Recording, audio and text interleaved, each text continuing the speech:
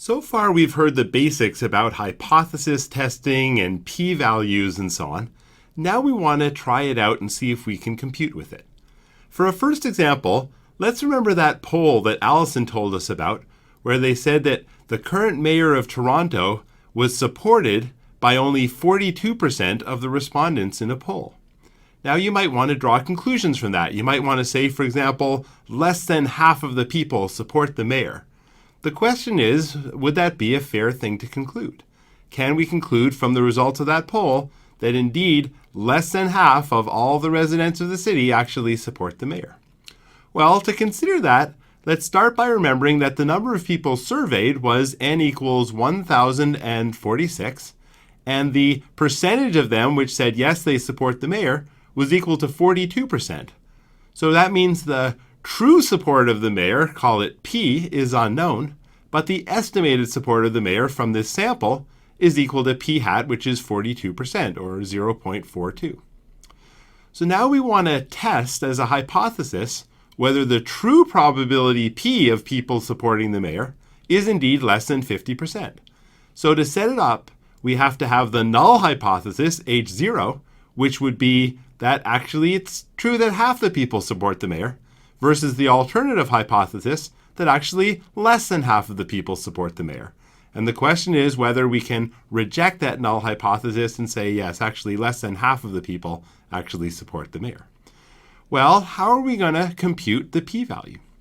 We should start by remembering that in the theoretical world, assuming H0, the null hypothesis, then we can say that, well, p hat minus p divided by the square root of p times 1 minus p over n has approximately a standard normal distribution. That's what we learned before.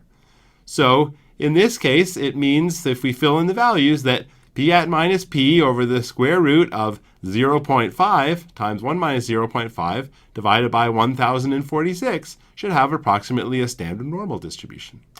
From there, we can say, well, what we observed under the null hypothesis would be that p hat minus p was the 0.42 of the population that we observed supporting the mayor minus the 0.5 of the population that we're assuming under H0 supported the mayor, which of course is equal to minus 0.08. So to compute a p-value, we want to compute the probability of observing a value that extreme or more extreme under the null hypothesis. We want to compute under the null hypothesis the probability that p hat minus p is less than or equal to minus 0.08. Well, with a little rewriting, we can say it's the probability that this quantity that we said has approximately a standard normal distribution is less than or equal to some other quantity just involving some numbers, which turns out to say what's the probability that something with a standard normal distribution is less than or equal to minus 5.17. Well, 5.17 is a pretty extreme value for the standard normal distribution, and indeed this probability is only about 1 in 9 million. So we can say, well, yeah, the p-value here is about 1 in 9 million, and that's very small. That's so small that we can say the probability that just by chance, if the mayor's true level of support was 50%, that a sample would only find 42% support is so small that we can reject the null hypothesis, and we can say that no, it's not true that the mayor's support is 50%. It's indeed true that it's less than 50%. For another example, suppose we said, yeah, we can really conclude a lot from this poll. Maybe we can conclude that the mayor's support is less than 44%, or 0.44. Well, we can set things up exactly as before. Now the null hypothesis would be that p is 0.44, and the alternative hypothesis would be that p is less than 0.44. Again, this is a one-sided test, and again, we start by saying under the theoretical world, if we take p hat minus p and divide by the square root of the appropriate quantity, then we get something which has approximately a standard normal distribution. But in this case, we observed p hat minus p under the null hypothesis to be minus 0.02.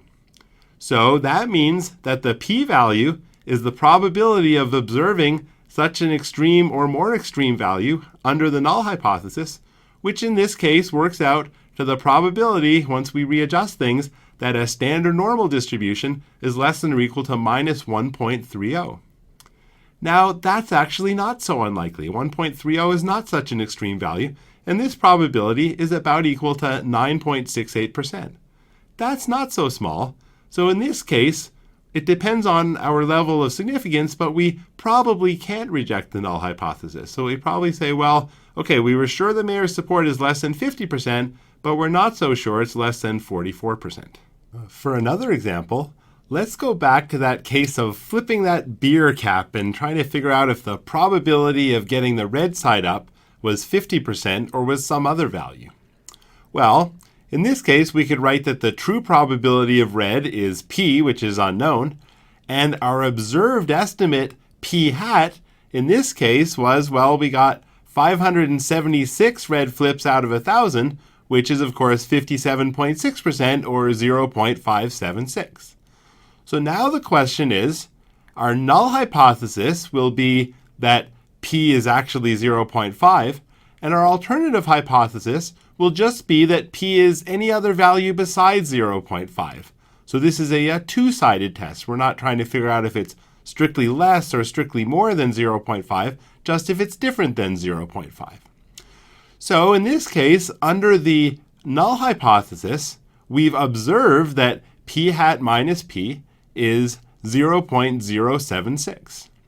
So the p-value now should be the probability of observing in absolute value, because it's a two-sided test, an observation which is equal to that extreme or more extreme under the null hypothesis.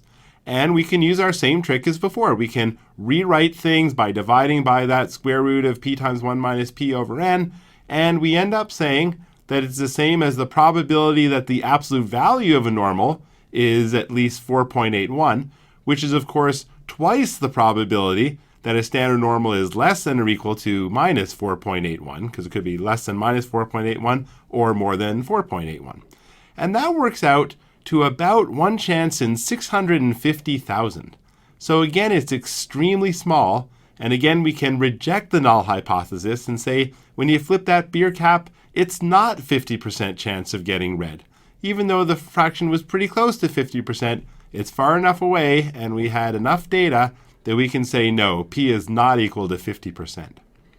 So in this way, we're able to test hypotheses for proportions or probabilities by rewriting the equation and computing the p-value.